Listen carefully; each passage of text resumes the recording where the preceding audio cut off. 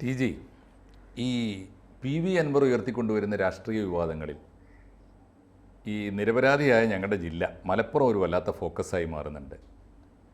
മലപ്പുറം ജില്ലയിലെ ക്രിമിനൽ കുറ്റങ്ങൾ, അനാവശ്യമായി ക്രിമിനൽ കുറ്റം കേസെടുക്കുന്നു, എന്നിട്ട് മലപ്പുറം ജില്ലയെ അപമാനിക്കുന്നു. അതിന് കേരള പോലീസ് കൂട്ടുനിൽക്കുന്നു. അജിത് കുമാറും സുജിത് ദാസും ഒക്കെ അതിന് നേതൃത്വം നൽകുന്നു. ശശി അതിന് ചൂട്ടുപിടിക്കുന്നു. പിണറായി അതിനെ മൗനാനുവാദം നൽകുന്നു. അതുവഴി പിണറായിയെ തന്നെ ഒരു മലപ്പുറം വിരുദ്ധനായി ചിത്രീകരിക്കാനുള്ള, മലപ്പുറത്തെ ഒരു പ്രതീകമായി കണ്ടുകൊണ്ട് ഒരു മുസ്ലിം ഭൂരിപക്ഷ ജില്ല എന്ന നിലയിൽ മുസ്ലിം കമ്മ്യൂണിറ്റിയുടെ ഒരു ശത്രുപക്ഷത്തേക്ക് പതുക്കെ ഇവരെയൊക്കെ മുഖേന പിണറായിയെ തന്നെ കൊണ്ടുപോയി പ്രതിഷ്ഠിക്കാനുള്ള തന്ത്രപൂർവമായ, ആകെ എനിക്ക് തോന്നുന്നു അൻവറിൻ്റെ കയ്യിലുള്ള ഇങ്ങനെ വില കുറഞ്ഞ ചില കുതന്ത്രങ്ങളാണെന്ന് എനിക്ക് തോന്നിയിട്ടുള്ളത്. പക്ഷേ അപകടം പിടിച്ച ആ ഒരു സംഗതി കേരളത്തിൻ്റെ പോളിറ്റിയിൽ, കേരളത്തിൻ്റെ ഡെമോഗ്രാഫിയിൽ, കേരളത്തിൻ്റെ പ്രഖ്യാതമായ സമാധാനത്തിലും സൗഹാർദ്ദത്തിലും ഒക്കെ കഴിയുന്ന ഒരു നാടിനെ എങ്ങനെ ബാധിക്കുമെന്നാണ് ടി ജി കരുതുന്നത്? ഇത് നേരത്തെ മുതലുള്ള ഒരു ഇംപ്രഷനാണ് മലപ്പുറം ജില്ലയെപ്പറ്റി. ഹിസ്റ്റോറിക്കലി ഒരു മുദ്ര, മുസ്ലിങ്ങൾ അത് ഇഷ്ടപ്പെട്ടാലും ഇഷ്ടപ്പെട്ടില്ലെങ്കിലും കള്ളക്കടത്തിൽ മിടുക്കന്മാർ മുസ്ലിങ്ങളാണ് എന്നൊരു എണ്ണം എടുത്തു കഴിഞ്ഞാൽ, കള്ളക്കടത്തിൽ പിടിക്കപ്പെടുന്നവരുടെ പേരുകൾ പരിശോധിച്ചാൽ ഭൂരിഭാഗം മുസ്ലിങ്ങൾ ആവുന്നു. ഇതിൽ ഒരു പ്രധാനപ്പെട്ട ചോദ്യമുണ്ട്. ഒരു മുസ്ലിം മതം മാറിക്കഴിഞ്ഞാൽ അയാളുടെ വീട്ടിൽ മഹല്ല് കമ്മിറ്റിക്കാർ വരും. ഇത് നിങ്ങളുടെ ഒരാൾ ഇസ്ലാം വിട്ട് പോയെന്ന് കേട്ടല്ലോ, ഇങ്ങനെയാണെങ്കിൽ നിങ്ങളെ എങ്ങനെ പരിഗണിക്കണം, ഈ കുടുംബത്തെ എങ്ങനെ നോക്കണം എന്നൊക്കെ ഞങ്ങൾക്ക് ആലോചിക്കേണ്ടി വരും എന്നൊക്കെ പറഞ്ഞിട്ട് നേരിയൊരു ഭീഷണിയും ഊരുവിലക്കും ഒക്കെ ഉണ്ടാകും. പക്ഷേ ഒരിക്കൽ പോലും നിങ്ങളുടെ വീട്ടിലെ ഒരാൾ കള്ളക്കടത്തിൽപ്പെട്ട് ജയിലിലായെന്ന് കേട്ടല്ലോ, ഇങ്ങനെയാണെങ്കിൽ ഇത് സമുദായത്തിന് ചേർന്ന പ്രവൃത്തിയല്ല. നിങ്ങളുടെ വീട്ടിലൊരാൾ മയക്കുമരുന്നിൽ പ്രതിയായെന്ന് കേട്ടു, അത് ശരിയല്ല. അങ്ങനെയാണെങ്കിൽ ഞങ്ങൾ കർശനമായിട്ട് നേരിടും. ഇത് പറഞ്ഞ് സാർ ഇന്നുവരെ കേട്ടു? ഇല്ല, ചരിത്രത്തിൽ ആദ്യം ഞാൻ പറഞ്ഞ കാര്യങ്ങൾ സാറിൻ്റെ കൺമുമ്പിൽ തന്നെ സാർ കണ്ടു ഇഷ്ടം പോലെ ഉണ്ട്. ഒരാൾ മതം വിട്ടാൽ വേണ്ട, ഒരു അന്യ സമുദായത്തിൽ നിന്ന് കല്യാണം കഴിച്ചാലും ഒക്കെ നോട്ടപ്പുള്ളിയാവും, സോഷ്യൽ ബഹിഷ്കരണം. കലാമണ്ഡലത്തിൽ നൃത്തം പഠിക്കാൻ പോയതിന് വന്നിട്ടുണ്ട്, ഒക്കെ ഉണ്ടായിട്ടുണ്ട്. പക്ഷേ അപ്പോഴും ടി ജി പറഞ്ഞ വളരെ ശരിയാണ്. ഞാൻ തന്നെ പലരോടും ചോദിച്ചിട്ടുണ്ട്, ഈ വിശുദ്ധ റംസാൻ മാസത്തിൽ, ഈ കഴിഞ്ഞ റംസാൻ മാസത്തിൽ മലപ്പുറത്തെ ഏറ്റവും കൂടുതൽ പിടിക്കപ്പെട്ട കേസ് കള്ളക്കടത്ത് പോലുമല്ല, ഡ്രഗാണ്, മയക്കുമരുന്ന് കള്ളക്കടത്ത്. അപ്പോൾ ടി ജി പറഞ്ഞത് ശരിയാണ്. അങ്ങനെ ഒരു ബോധവൽക്കരണത്തിന്, അല്ലെങ്കിൽ ഇതൊരു ഒരു ഗുരുതരമായ ക്രിമിനൽ കുറ്റമാണ്, അല്ലെങ്കിൽ ഇത് സമുദായ വിരുദ്ധമായ, മതവിരുദ്ധമായ, ദൈവദോഷമാണ് എന്ന് പറഞ്ഞുകൊണ്ട് ഒരു പ്രചാരണത്തിന് ഒരു സമുദായവും ചെന്നിട്ടില്ല. അത് വാസ്തവമാണ് ടി ജി പറഞ്ഞത്. ഇതിന് ഈ മതനേതാക്കൾക്കൊരു ന്യായമുണ്ട്. കള്ളക്കടത്ത് പാടില്ല എന്ന് ഖുറാനിലോ ഹദീസിലോ എങ്ങും എഴുതിയിട്ടില്ല. സത്യമാണ്, സാർ നോക്കിക്കോ. ബൈബിളിൽ കള്ളക്കടത്ത് പാടില്ല എന്ന് എഴുതിയിട്ടുണ്ട്, ഭഗവത്ഗീതയിൽ കള്ളക്കടത്ത് പാടില്ല എന്ന് എഴുതിയിട്ടുണ്ടാവില്ല. ദുബായിൽ നിന്ന് സ്വർണം കൊണ്ടുവരരുത് എന്ന് ശ്രീകൃഷ്ണൻ അർജുനോട് പറഞ്ഞിട്ടുണ്ട്. ഇല്ല. കാരണം ആ ഒരു ഏരിയ തന്നെ അവരങ്ങ് വിട്ടിരിക്കുകയാണ്. മോഷണം, അധാർമിക പ്രവൃത്തി എന്ന് പറയുമ്പോൾ അതിനകത്ത് ഇതെല്ലാം പെടും. അല്ല, അത് പ്രത്യേകം എടുത്തെടുത്ത് പറയേണ്ട കാര്യം. അത് മാത്രമല്ല, രാജ്യത്തിൻ്റെ നികുതി വെട്ടിപ്പ്, അള്ളാഹുവിനെ പോലെ പ്രവാചകനെ പോലെ നിങ്ങൾ അനുസരിക്കേണ്ടതാണ് നിങ്ങളുടെ രാജ്യം ഭരിക്കുന്ന ഭരണകൂടത്തെ. ആ അണ്ടിലനല്ലസ്, ആ ഭരണകൂടം നിങ്ങളെ എപ്പോഴെങ്കിലും അനാവശ്യമായി ഉപദ്രവിക്കാൻ വരുമ്പോൾ നിങ്ങൾക്ക് ചെറുക്കാം. അതല്ലാതെ ഇതിന് തിരിച്ചാണ് സാർ വ്യാഖ്യാനം. ഈ ഞങ്ങൾ ഗൾഫിൽ നിന്ന് സ്വർണം കൊണ്ടുവരുമ്പോൾ ഈ ഭരണകൂടം അനാവശ്യമായിട്ട് ഞങ്ങളെ പിടിക്കുകയല്ല എന്ന് വാദിച്ചാൽ എന്ത് ചെയ്യും? രാജ്യത്തിന് നികുതി കൊടുക്കേണ്ടത് അനിവാര്യമാണെന്ന് പറയുന്നുണ്ട്. അല്ല, ഇതൊക്കെ വ്യാഖ്യാനിച്ച് കൊണ്ടുവരലാണ്. എന്തുമായിക്കോട്ടെ, ഇസ്ലാമാണെങ്കിലും മറ്റു പലരും സ്വന്തം മതം, അതിൻ്റെ പ്രിൻസിപ്പിൾസ് അതാരെങ്കിലും വിട്ടുപോകുന്നുണ്ടോ എന്നുള്ളതാണ്. നമ്മുടെ എണ്ണം കുറയുന്നുണ്ടോ എന്നാണ് നോട്ടം. ഇരിക്കുന്ന ആളുകൾ എന്ത് അധാർമിക പ്രവൃത്തി ചെയ്താലും കുഴപ്പമില്ല, എണ്ണം കുറയരുത്. അപ്പോൾ അതിൻ്റെ ഒരു ദുഷ്പേര് ഇസ്ലാമിന് ഇപ്പോഴല്ല, നേരത്തെ മുതൽ സാർ നോക്കിക്കോ. മുംബൈ അഥവാ ലോകം എടുത്തു കഴിഞ്ഞാൽ നമ്പർ 1 ആയിട്ട് ദാവൂദ് ഇബ്രാഹിമാണ് പെട്ടെന്ന് വരുന്ന പേര്. പിന്നെ ഹാജി മസ്താനാണ്. ഹാജി മസ്താൻ. ഇത് കഴിഞ്ഞിട്ട് ഛോട്ടാരാജൻ അത് ഇതെന്ന് പറഞ്ഞുകൊണ്ട്, പക്ഷേ ഛോട്ടയാണ് ഛോട്ടാരാജൻ. ആദ്യം വരുന്ന പേരുകൾ ഇവരുടെയൊക്കെയാണ്. കേരളത്തിലാണെങ്കിലും പണ്ടേ കേൾക്കുന്ന വിവേകം കല്ലട്ര അബ്ബാസ് ഹാജി എന്നൊക്കെ പറഞ്ഞിട്ട് ഇതിപ്പോൾ സ്വർണ്ണം കേസത്തുള്ള വെള്ളി കടത്തുന്ന ആളായിരുന്നു കല്ലട്ര അബ്ബാസ് ഹാജി. ഇപ്പോഴും സാധാരണയിൽ ആരും വെള്ളി കടത്തുന്നത് പിടിക്കുന്നോ അതിൻ്റെ വാർത്തയൊന്നും വരുന്നൊന്നുമില്ല. കാരണം വെള്ളി ഒരല്പം ക്വാണ്ടിറ്റി കൂടുതൽ, അതുകൊണ്ട് വെള്ളി കൂടുതലും കപ്പലിലാണ് കടത്താറുള്ളത്. വെള്ളിക്കെന്തോ ഒരു മാർക്കറ്റില്ല. സ്വർണത്തിനാണ് എപ്പോഴും വാർത്താ മൂല്യമുള്ളത്. ഈ ഒരു ദുഷ്പേര് വർദ്ധിപ്പിക്കുന്ന രീതിയിൽ മലപ്പുറം ജില്ലയിൽ ഡാറ്റ കളക്ട് ചെയ്ത് മലപ്പുറം ജില്ലയിൽ പോലീസ് ഇങ്ങനെ സ്വർണം പൊട്ടിക്കൽ നടത്തുന്നു എന്ന് പറഞ്ഞ് ആരോപണം കൊണ്ടുവന്നത് അൻവർ തന്നെയാണ്. യെസ്, അൻവർ ഇത് കൊണ്ടുവന്നു കഴിഞ്ഞപ്പോൾ പിണറായി വിജയന് മലപ്പുറം ജില്ലയിലെ സ്റ്റാറ്റിസ്റ്റിക്സ് പുറത്തുവിടേണ്ടി വന്നു. 187 കേസുണ്ടായതിൽ 124 മലപ്പുറത്താണ്, ഇത്ര സ്വർണം പൊട്ടിക്കലുണ്ടായി അതിൽ ഇത്ര മലപ്പുറത്താണ് എന്ന് മലപ്പുറം സ്പെസിഫിക്കായിട്ട് പിണറായി വിജയനും പറയേണ്ടി വന്നു. എന്നാൽ കണ്ണൂർ എയർപോർട്ടിൽ ചൊല്ലിയോ കൊച്ചിയോ തിരുവനന്തപുരമോ ഇവിടെ ഒന്നും കള്ളക്കടത്ത് നടക്കുന്നില്ല, ഒരുപാട് നടക്കുന്നുണ്ട്, സ്റ്റാറ്റിസ്റ്റിക്സ് എടുക്കാൻ പോയില്ല. പക്ഷേ അതാരും കോൺസെൻട്രേറ്റ് ചെയ്തിൽ ആരും അത് അനാവശ്യമായി ഉയർത്തിക്കൊണ്ടുവന്നിട്ടുമില്ല.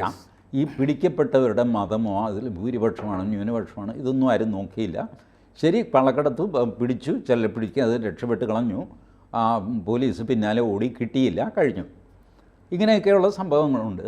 പക്ഷേ ഇദ്ദേഹമാണ് ഇത് മലപ്പുറം സ്പെസിഫിക്കായിട്ട് കൊണ്ടുവന്നത്. സത്യത്തിൽ കളർ വന്നു. സ്വാഭാവികമായിട്ട് എല്ലാവരും പിന്നെ യാദൃച്ഛികമായിരിക്കാം അൻവറിനെ പിന്തുണയ്ക്കാനായിട്ട് KT ജലീൽ വന്നു, കാരാട്ട് റസാഖ് വന്നു. ഇവരൊക്കെ വൻ പണച്ചാക്കുകളാണ് താനും. ഈ വന്നു കഴിഞ്ഞപ്പോൾ മലപ്പുറം വന്നു. അപ്പോൾ ആ പ്രശ്നം വന്നു കഴിഞ്ഞപ്പോൾ ഇദ്ദേഹത്തെ സംരക്ഷിക്കാൻ KT ജലീൽ വന്നു, കാരാട്ട് റസാഖ് വന്നു. എല്ലാവരും ഒരു സമുദായമാണ്. അപ്പോൾ മാപ്പിള കലാപം എന്ന് തമാശയ്ക്കാരെങ്കിലും പറഞ്ഞതായിരിക്കും, പക്ഷേ അത് വിളിച്ചു പോകും. കുറേ നായന്മാർ കൂടിയിട്ട് ഒരു പദ്ധതി നടപ്പിലാക്കി കഴിയുമ്പോൾ നമ്മൾ രണ്ടുപേരും പറയും നായർപ്പടയുടെ എന്ന് പറയും. നമ്മൾ പറയുന്നത് തമാശയ്ക്കാണ്, പക്ഷെ അത് പൊതുജനങ്ങളിൽ കിട്ടിക്കഴിയുമ്പോൾ അതൊരു ബ്രാൻഡ് നെയിമായിട്ട് മാറും. അതിൻ്റെ പേരിൽ വികാരം കൊള്ളാൻ കാത്തിരിക്കുന്നവരുണ്ട്. അത് ഈ അൻവർ മുസ്ലിമാണ് എന്നുള്ള ഒറ്റ കാരണം കൊണ്ട് അൻവറിനെ പിന്തുണച്ച് നടക്കുന്ന ആൾക്കാരുണ്ട്. എന്ത് ചെയ്യാൻ പറ്റും? ഞാനത് തെറ്റ് പറയുകയല്ല, സമൂഹത്തിൻ്റെ സ്വഭാവം അതാണ്. ഇത് മനസ്സിലാക്കിക്കൊണ്ട് ഉത്തരവാദിത്തമുള്ളൊരു പൊതുപ്രവർത്തകനും MLAയുമായ സ്ഥിതിക്ക് ഇതിൻ്റെ റീച്ച് അൻവറിന് നന്നായിട്ടറിയാം. ഈ സംഭവം കഴിഞ്ഞപ്പോൾ ഇപ്പം അൻവർ പറയുന്നത് എന്താ, ഇനി നാളെ ലോക്സഭയിൽ ചോദ്യം വരും, ഏറ്റവും അധികം കള്ളക്കടത്ത് കേസുകൾ രജിസ്റ്റർ ചെയ്ത് ജില്ല ഏത്, മലപ്പുറം എന്നുത്തരം വരും. അങ്ങനെ മലപ്പുറത്തിന് ചീത്തപ്പേരാകും.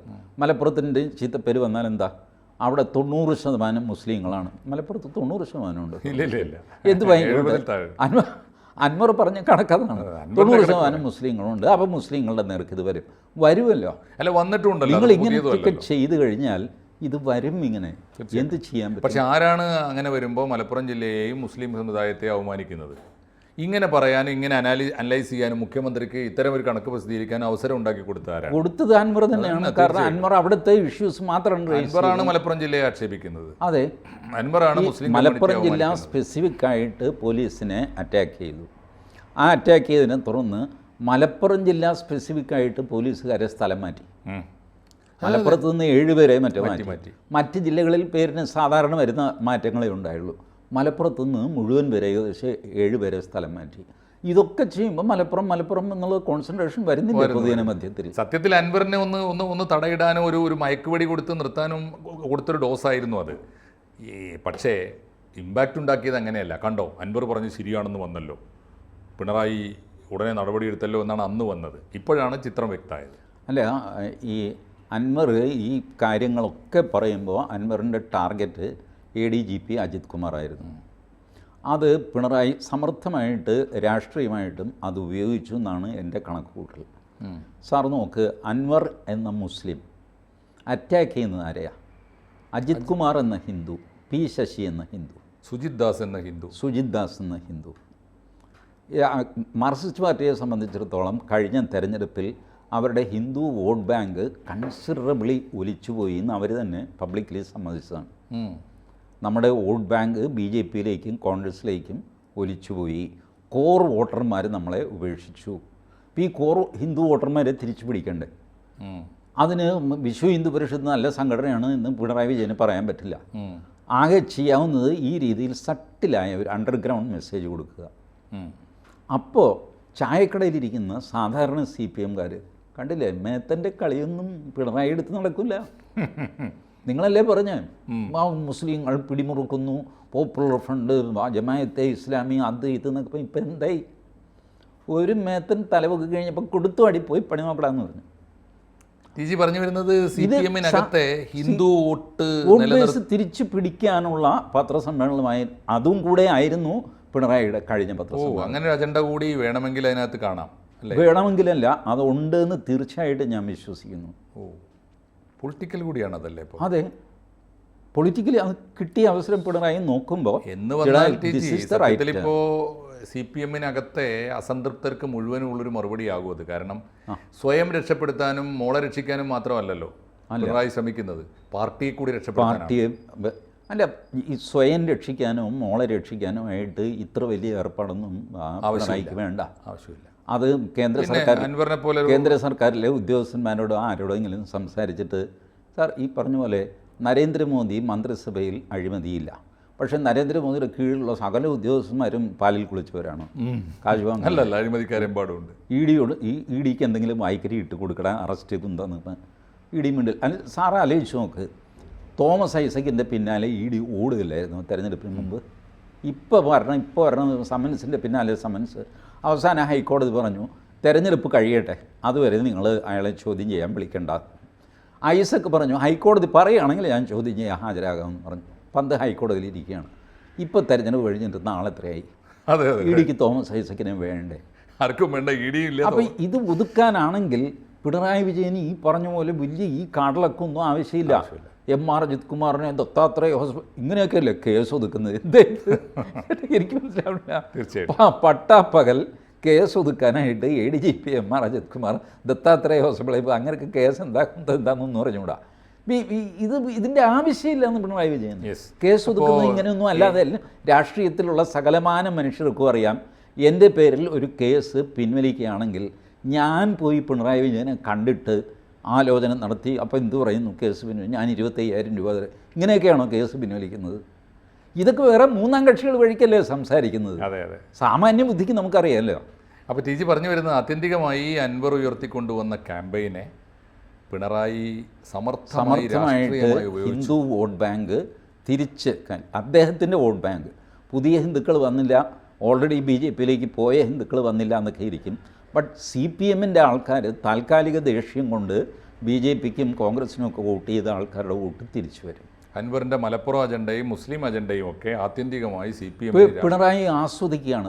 കൊള്ളാം, ശരി, നല്ല പരിപാടി, നല്ല നിരീക്ഷണമാണ് TG. തീർച്ചയായിട്ടും അത് CPM-നും CPM-ൻ്റെ എല്ലാവരും പറയുന്നു സമ്മേളനങ്ങൾ നടക്കുമ്പോൾ അതിൽ പൊട്ടിത്തെറി ഉണ്ടാവാൻ അൻവറിൻ്റെ ആരോപണം, ആ പൊട്ടിത്തെറി ഉണ്ടാവട്ടെ എന്നാണ് പിണറായി വിജയൻ പറയുന്നത്. ശരി, അൻവർ പൊട്ടിത്തെറിച്ചു, പാർട്ടി ചെയ്തത് എന്താ നിങ്ങൾ പറ?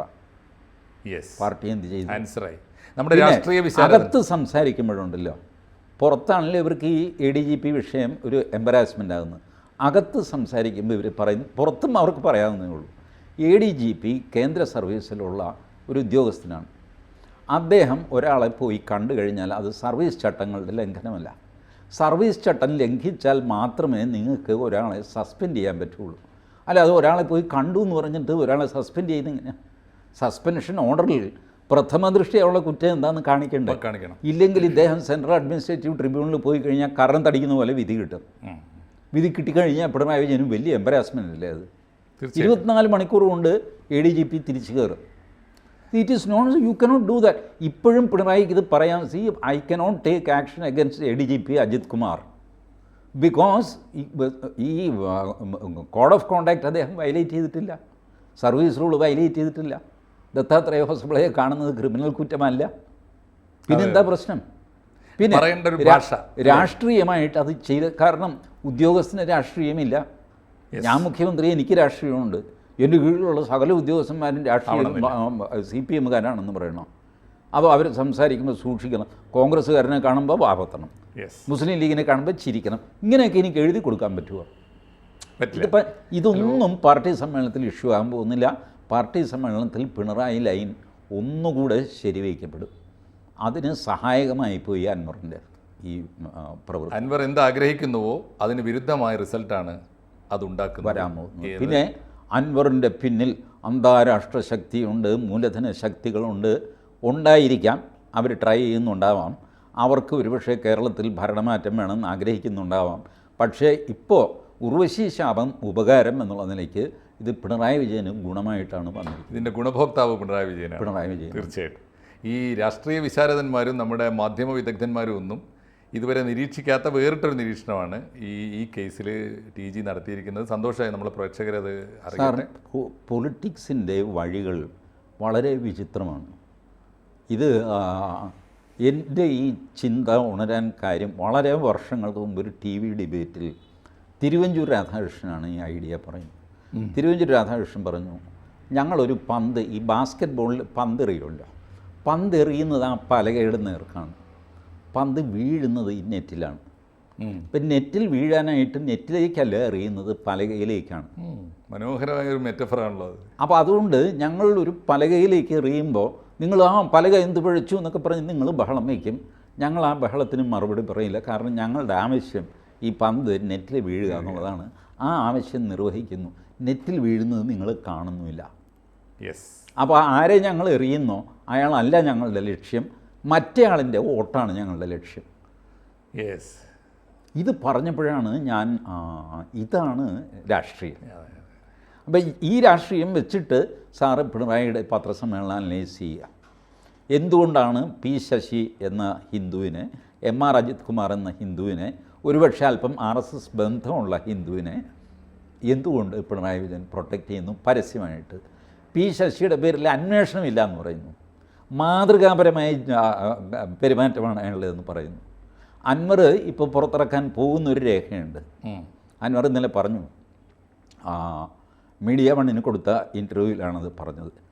P. ശശിക്കെതിരെയുള്ള എൻ്റെ ആരോപണം ഞാൻ നാളെ മറ്റന്നാളെ പുറത്തുവിടും, സഖാക്കളത് വായിക്കട്ടെ. P. ശശി നയനാരുടെ കാലത്ത് അൺപോപ്പുലർ ആയതാണല്ലോ. അപ്പോൾ പ്രമോദ് രാമൻ പറയുന്നു ആയിരുന്നു. എന്തായിരുന്നു കാരണം? പ്രമോദ് പറയുന്നു അത് ലൈംഗികാരോപണം വന്നതാണ്. അപ്പോൾ അൻവർ പറയുന്നു ഈ ലൈംഗികാരോപണം ഒക്കെ വരുന്ന ഒരു പ്രായമുണ്ട്. ഈ സംഭവം കഴിഞ്ഞിട്ട് ഇപ്പോൾ 10-25 വർഷമായില്ല, നയനാരും മരിച്ചു, എല്ലാം കഴിഞ്ഞു. പ്രായം കൊണ്ട് ഈ സ്വഭാവത്തിനൊരു വ്യത്യാസം വരണ്ടേ പ്രമോദ് രാമൻ പറഞ്ഞു അതെ വ്യത്യാസം വരണം. അത് വന്നോ ഇല്ലയോ എന്നുള്ളത് എൻ്റെ പരാതി നോക്കിയിട്ട് സഖാക്കൾ തീരുമാനിക്കട്ടെ. പ്രമോദ് രാമൻ ചോദിക്കുന്നു ഇപ്പോഴും ആ സ്വഭാവം മാറിയിട്ടില്ലേ? എൻ്റെ പരാതി നോക്കിക്കോളൂ, അതിലെല്ലാം ഞാൻ എഴുതിയിട്ടുണ്ട്. എന്ന് വെച്ചാൽ P. ശശിക്കെതിരെ വീണ്ടും ഈ ലൈംഗിക ചൊവ്വയുള്ള ആരോപണങ്ങളാണ് അൻവറിൻ്റെ പരാതിയിൽ. അതുകൊണ്ടാണ് പിണറായി വിജയൻ പറഞ്ഞത് ഞാൻ ഒരു ചുക്കും അന്വേഷിക്കാൻ പോകുന്നില്ല. ഇതുപോലത്തെ പരദൂഷണം അന്വേഷിക്കേണ്ട കാര്യമില്ല. ആ പെണ്ണിൻ്റെ കൂടെ പോയെങ്കിൽ തനിക്ക് എന്താ കൂടെ വിടുന്നു. ഈ രീതിയിലാണ് ഒരു അന്വേഷണവും ഇല്ല എന്ന് പിണറായി പറയുന്നത്. TGയുടെ ഈ സ്റ്റേറ്റ്മെൻറ്റിനോട് ചേർത്ത് എനിക്ക് തോന്നുന്നു ഒരു ബോധ്യം കൂടി പിണറായിക്ക് വന്നിട്ടുണ്ടാവണം. CPMൻ്റെ അല്ലെങ്കിൽ ലെഫ്റ്റിൻ്റെ വോട്ടിംഗ് ക്ലാസ്സിലെ കമ്മ്യൂണൽ ബാലൻസ് ഉണ്ടല്ലോ, അതിൻ്റെ ഇംബാലൻസ് ഈ ലോക്സഭാ തെരഞ്ഞെടുപ്പിൽ പിണറായി ഒരു കാര്യം പഠിച്ചു കഴിഞ്ഞിരിക്കുന്നു. ന്യൂനപക്ഷ പ്രീണനം കൊണ്ട് പാർട്ടിക്കൊരു ഗുണവും ഉണ്ടായില്ല. ന്യൂനപക്ഷ പ്രീണനം കൊണ്ട് ആ ന്യൂനപക്ഷത്തിൻ്റെ വോട്ട് കിട്ടാൻ പോകുന്നില്ല എന്ന് പൂർണ്ണമായും ബോധ്യപ്പെട്ടു. പിന്നെ പാർട്ടിയുടെ പരമ്പരാഗത വോട്ട് ബാങ്ക് ഭൂരിപക്ഷത്തിൻ്റെ വോട്ട് ബാങ്കാണ്, അവരെയെങ്കിലും കൂടെ നിർത്തേണ്ടിയിരിക്കുന്നു എന്ന് എന്ത് വില കൊടുത്തും അത് നിർവഹിച്ചേ തീരൂ എന്ന തീരുമാനത്തിൻ്റെ കൂടി ഭാഗമായി. അല്ല, അവർ ഉപേക്ഷിച്ചു പാർട്ടിയെ. കാരണം ഗ്ലെയറിങ് എക്സാമ്പിൾസ് വന്നു. ആലപ്പുഴയിൽ G. സുധാകരൻ പിന്തള്ളപ്പെട്ടു. എന്തിന്? ഈ H. സലാമിൻ്റെയൊക്കെ പൊളിറ്റിക്സ് കൊണ്ട്. കൊല്ലം ഏകദേശം MLA നവാസാണ് നിയന്ത്രിക്കുന്നത്. എറണാകുളം നിയന്ത്രിക്കുന്നത് സാക്കിർ ഹുസൈനാണ്. ജില്ലാ സെക്രട്ടറിക്കൊന്നും വലിയ വിലയൊന്നുമില്ല. ഇത് സത്യമല്ലായിരിക്കാം, but impression has been created.